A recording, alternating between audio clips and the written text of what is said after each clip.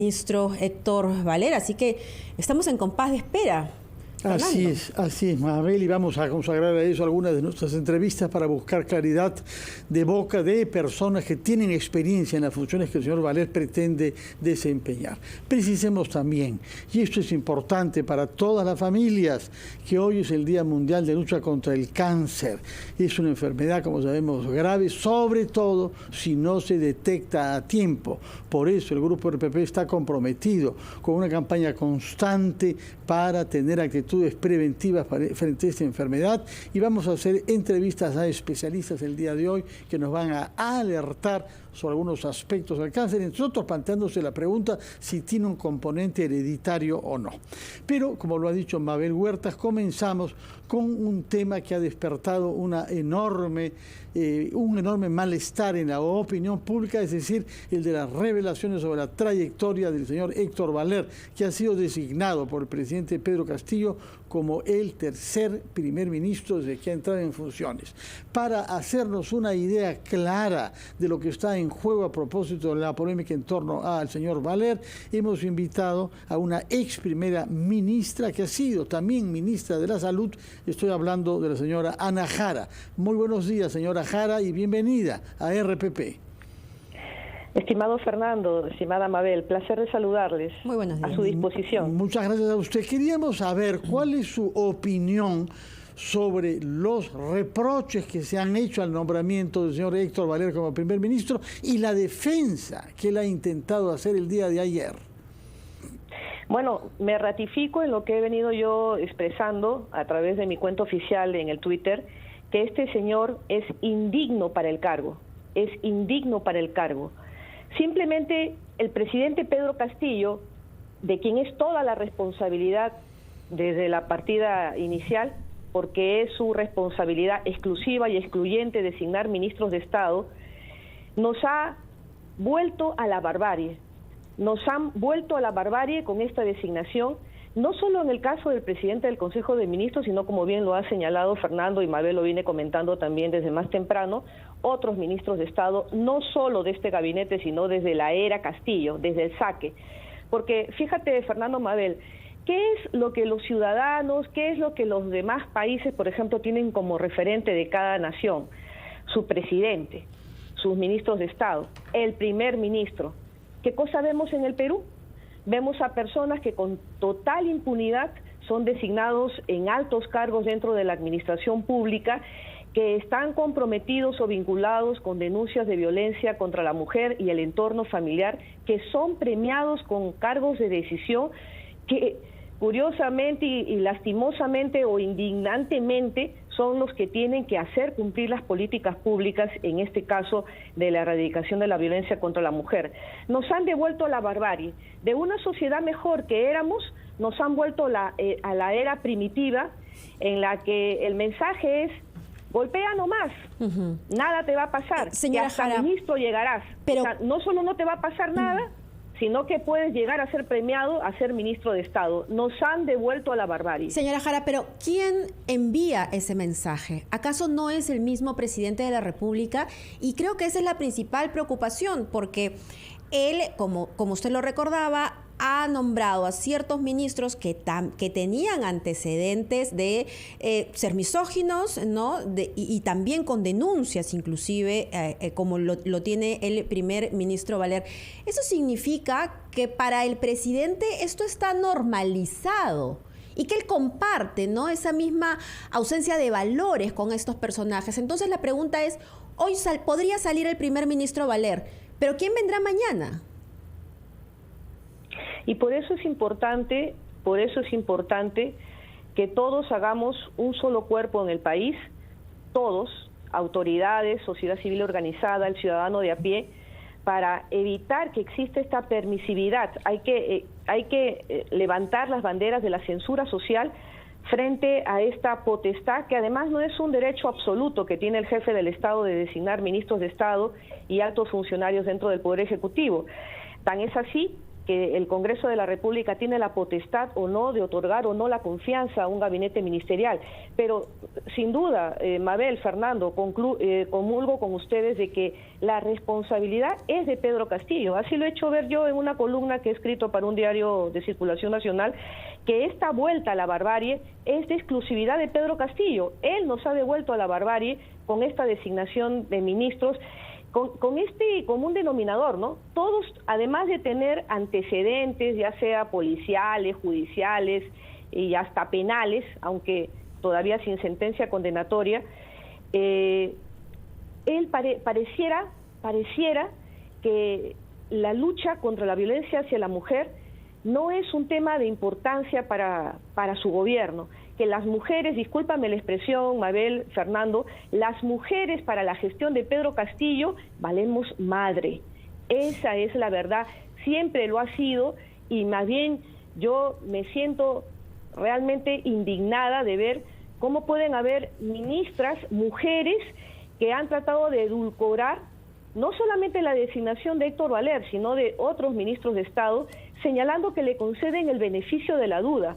El beneficio de la duda en temas de políticas de erradicación de la violencia de género, no el beneficio de la duda hacia la mujer, hacia la víctima, sino hacia el agresor. Eso es inadmisible. Señora Jara, el señor Valer ha intentado una defensa en dos aspectos diferentes, por una parte jurídica y luego política. Y yo quisiera conocer su opinión sobre ambos aspectos. Jurídica, desestimando todos los documentos que se han presentado, policiales o judiciales, y diciendo que va a investigar a la jueza. ¿Habla como ciudadano o habla como primer ministro que se arroga el derecho de investigar a la jueza que ha firmado un documento sobre él para proteger a una víctima? Entonces quisiera que nos responda sobre esta parte supuesta, él es un abogado también, de su defensa, y la otra política que es doble. Estoy defendido por el presidente Castillo, 1, y 2, si es que no me dan la confianza, pues entonces se abre la puerta a una disolución del Congreso de la República. Su opinión sobre estos dos aspectos de la defensa intentada ayer por Héctor Valer. Bueno, este señor se ha desnudado completamente ante la opinión pública, ¿no? Ha hecho gala de todo lo que es contrario a los principios que deben regir la vida personal y la vida pública de un servidor del Estado. Está usando el poder político pleno que tiene como primer ministro para decirle a una magistrada que la va a investigar porque lo ha investigado a él. O sea, ¿dónde está aquí la separación de los poderes? ¿Dónde está la autonomía del Poder Judicial? ¿Dónde la autoridad que le da la Constitución Política del Estado a los dictámenes y resoluciones que emite el Poder Judicial? Este señor ayer públicamente lo ha señalado, no solamente ha cuadrado a la jueza, también le ha dicho al Congreso con una amenaza velada de que, ok, ustedes no me dan a mí la confianza, se hará lo que dice la Constitución, se renovará el gabinete, pero esa será la primera bala de plata que pueda usar el presidente del Estado, entiéndase, leer entre líneas, para que pueda disolver constitucionalmente el Congreso. Sobre sus argumentos de carácter legal, todos hemos opinado, los que ya estamos imbuidos en estos casos de violencia familiar y con la legislación actual que tenemos en vigencia, que además, estando la norma, la ley 30364 que previene, erradica y sanciona la violencia contra la mujer y los miembros del grupo familiar, se han presentado estos casos de violencia del señor Valer y de los otros ministros de Estado actualmente en funciones. Es que este señor pretende confundir a la opinión pública señalando que una medida de protección otorgada en su momento a su señora esposa, que en paz descanse, es una sentencia judicial y que no lleva su firma y que ella no formuló la denuncia ante la comisaría de San Borja, que también ha dicho que va a haber, también ha arremetido no solo contra la jueza, no solo contra el Congreso, lo ha hecho contra la Policía Nacional y contra el médico legista que pertenece al Ministerio Público, porque el Instituto de Medicina Legal es un organismo adscrito al Ministerio Público, que sus documentos, en este caso un peritaje médico legal, constituye un instrumento público que tiene validez, al igual que las medidas de protección dadas por una jueza, hasta que no se declaren judicialmente su nulidad. Este señor ha pretendido confundir a la opinión pública señalando que como la señora no lo denunció, no está su firma, ha llegado al extremo del cinismo de decir que va a pedir un peritaje de las huellas digitales de su señora esposa que ya falleció, a ver si son las que coinciden con el certificado médico. Hay que decirle acá a todos los agresores, a todos los pegalones que se sienten empoderados porque sienten que Pedro Castillo y su gobierno los representa, que esto que dice el señor Héctor Valer no tiene ningún asidero legal ni tampoco ético, porque las medidas judiciales son para proteger a la víctima. No se va a esperar una sentencia firme en sede jurisdiccional para recién proteger a una persona que aún teniendo la protección del Estado lastimosamente llega al estadio del feminicidio. Y con respecto a que alguien, que solamente la víctima pueda formular una denuncia por violencia, no señor. Señores oyentes y televidentes de RPP a nivel nacional, usted que está en Caballo Cocha, usted que está en Tacna, usted que está en Tumbes, usted que está en Puno, en zona de frontera del Perú, cualquiera que tenga conocimiento de un hecho de violencia puede formular denuncia ante cualquier autoridad para que puedan darle protección a la víctima. No es cierto que solo la víctima lo debe hacer. Y es importante saberlo. Al tema político. Vamos a entrar al tema político. Vamos a entrar al tema político en breve, señora Jara, porque primero tenemos que hacer una breve pausa. Yo le quisiera ya dejar planteada la pregunta. El señor Vladimir Cerrón, quien se supone aliado del presidente Castillo, ha dicho que este proceso de aprendizaje es totalmente improductivo. Nuevo Perú ya tiró la toalla también, pues ha entendido que los planteamientos del presidente Castillo son incompatibles con los compromisos que se habían asumido y las diferentes bancadas han dicho que no van a dar el voto de confianza. ¿Esto se terminaría si solo cambia al primer ministro? ¿Tiene solución la crisis en la que estamos hundidos ya hace varios meses? Con eso volvemos tras escuchar a nuestros anuncios. Ana Jara, quien ha sido primera ministra también y ministra de la Mujer, yo le había planteado el escenario en el que se encuentra en este momento el presidente Pedro Castillo. Perú Libre ha rechazado la designación del actual gabinete y su otro socio, Nuevo Perú, pues también lo ha hecho. No le quedan muchos aliados en el Congreso, si es que ninguno, al presidente Castillo. ¿Cuáles son los escenarios que se vienen? Bueno, cada organización política también jala agua para su molino, ¿no? Este es como la ley del embudo, lo ancho para unos y lo angosto para otros. Mientras estás bien políticamente, mientras ejerces el poder político con la actual gestión, todo es paz y amor. Pero cuando pierdes un poco esa porción del poder político, pasas automáticamente a la oposición. Yo me pregunto, respecto al caso de Perú Libre, la víspera a que supiera el país quién era el actual primer ministro, ¿acaso no acudieron en primera instancia a Palacio de Gobierno la bancada de Perú Libre para, estimo yo, escuchar del presidente de la República la opinión de ellos? Digamos que él estaba actuando ahí políticamente para ver cómo iba a ser la reacción de ellos en el Congreso en el momento de que se decida el voto de investidura, de quiénes iba a proponer como ministros. Estos señores salieron muy contentos a dar sus respuestas, algunos lo hicieron personalmente, otros lo hicieron a través de las redes sociales, respaldando, aunque no hicieron saber los nombres, respaldando las decisiones del presidente de la República en primer orden, aplaudiendo como focas la salida de la ex primera ministra Mirta Vázquez, que ha sido muy maltratada por esta gestión. Otro rasgo distintivo de la era Castillo, ¿no? El maltrato hacia las mujeres. De manera que acá solamente nos queda, en principio, defender siempre la institucionalidad del cargo de la presidencia de la República, porque es la democracia la que tenemos que defender. Si me permite la repregunta, pero con esta situación en el Congreso y con estas movilizaciones que se están organizando, aún se queda más solo el presidente. Creo que el mensaje debe llevar más claro. ¿Cuál es el futuro inmediato? ¿Qué le espera? ¿Cuáles son los escenarios? ¿Qué decisiones debería tomar para salvar esta situación? A eso iba, Mabel, Fernando. Primero tenemos que respetar la figura de la institucionalidad de la presidencia de la República. La salida de Pedro Castillo como jefe del Estado tiene que hacerse dentro de los cauces de la Constitución. Y creo que si nos echamos a analizar la conducta, la habitualidad en las decisiones del jefe del Estado de socavar el aparato estatal, de dinamitar la administración pública con la designación de estos funcionarios que no tienen el perfil idóneo para los cargos de decisión, para el manejo del presupuesto público que es del erario nacional, y muchas otras decisiones, otras declaraciones infelices que él haya tenido, pudiera muy bien analizarse con calma si da lugar a un tema de infracción constitucional, ¿no? Yo creo que tenemos mecanismos que podemos activar, pero siempre con cabeza fría y circunscribiéndonos a la Constitución, porque yo creo que el jefe del Estado no pareciera o no quisiera darse cuenta de los yerros continuos que él está realizando. Ya no podemos decir que es exclusivamente una gestión de aprendizaje, de ensayo, de prueba y error, porque él constantemente está siempre socavando él mismo su propia gestión. Y yo le digo desde acá al presidente Castillo, sobre todo con estas designaciones indignantes de jefe de personas vinculadas a temas de violencia contra la mujer, yo no digo sentenciadas, sino siquiera sindicadas por la víctima, y nosotros, el Perú entero, se tiene que poner del lado de las víctimas. Presidente Pedro Castillo, ¿usted quiere pasar a la historia como el presidente antimujeres?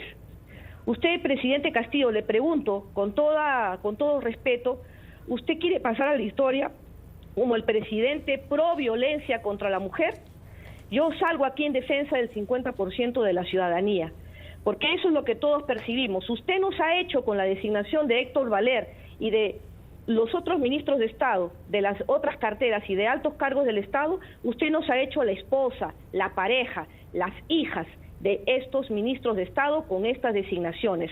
Tenemos que echarnos a ver los mecanismos constitucionales, porque creo que el crédito que se le ha dado a esta nueva gestión ya se ha agotado, está en cero, está en debe. Señora Ana Jara, ha hablado de una manera clara sobre lo que concierne a Héctor Valer, pero yo quisiera ahora que ampliara su sentido crítico hacia otras designaciones, puesto que en general hay que recordarlo, hay solo 4 mujeres en un gabinete compuesto por 19 personas. Es una de las tasas más bajas, solamente superada por otra correlación del propio Castillo. Pero en fin, estamos hablando de un desequilibrio desde el origen.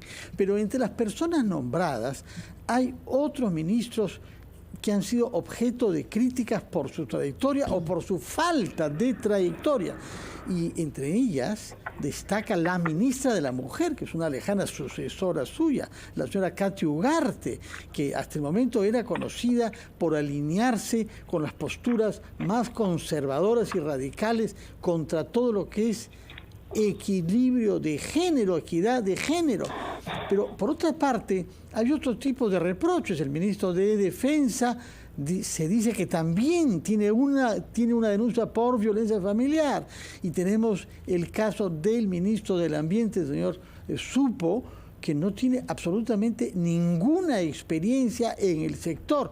Y así podemos nombrar otros casos, de manera que yo quisiera que nos dé una opinión general sobre este gabinete, habida cuenta de que el propio señor Valer ha dicho ayer que él colaboró en su elaboración desde el 9 de enero. Quiere decir que se dedicó más de 3 semanas, mientras Mirta Vázquez seguía en funciones, para preparar este gabinete que nos ha producido la decepción de la que estamos hablando. Fernando Mabel, yo me ratifico en mi opinión. Es mi derecho constitucional a expresar mi opinión. Este es un gobierno antimujeres, anti-administración pública. Todo nombramiento, salvo honrosas excepciones, porque los hay y hay que reconocerlo, está encaminado a socavar, a debilitar el aparato estatal, con gente que, además, este señor posiblemente él, como bien lo señala, no ha sido formado, no ha tenido la experiencia del ejercicio de un cargo público, no sabía las responsabilidades a las que se enfrentaba como jefe del Estado, pero para eso el sentido común y la voluntad política, 2 requisitos esenciales para quien quiere dirigir o representar un colectivo, y más aún la nación.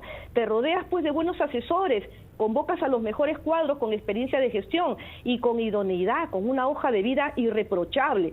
Pero ¿qué es lo que se hace constantemente? Acá yo veo un rasgo distintivo en el jefe del Estado, la habitualidad de designar a sabiendas porque la Contraloría General de la República, que es un ente de control dentro de la administración pública, de que se gaste bien el dinero del Estado y que haya personas idóneas al mando de estas responsabilidades, le ha advertido al presidente de la República constantemente de que no son las personas idóneas en las designaciones de estos cargos, y se insiste en el perfil.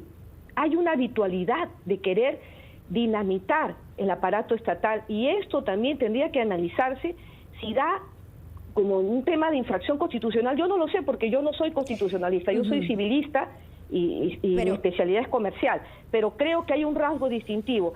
En estas personas que tú has señalado, Fernando, y en algunos casos habría que esperar sus actos de gobierno para tener una opinión mucho más centrada sobre si merecen o no el cargo, pero de quienes no tienen desde el saque los pergaminos en la especialidad para ejercer una cartera de Estado, como por ejemplo ambiente, haber sido profesor, con todo respeto, profesor de aula, en el caso de en el curso de geografía, no da pues para hacerte cargo de una cartera de ambiente en las circunstancias tan difíciles que estamos atravesando con una contaminación sin precedentes en nuestro mar peruano. Señora Jara, yo sé que para quienes respetamos y tenemos valores democráticos y con ello respetamos el voto, por supuesto, de la población, de los ciudadanos, pero también las instituciones, la palabra vacancia pues parece ser hasta ahora un tema tabú, ¿no? Nadie quiere apretar el botón rojo porque ya hemos visto las consecuencias de lo que ha sucedido en las dos últimas ocasiones cuando se solicitó la vacancia y se logró con Martín Vizcarra, pero por mucho menos daño se ha vacado un presidente.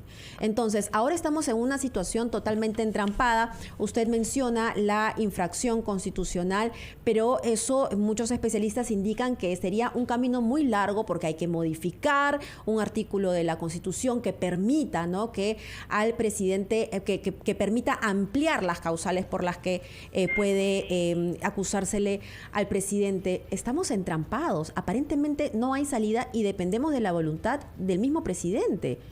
¿Cuál es la salida real en todo caso?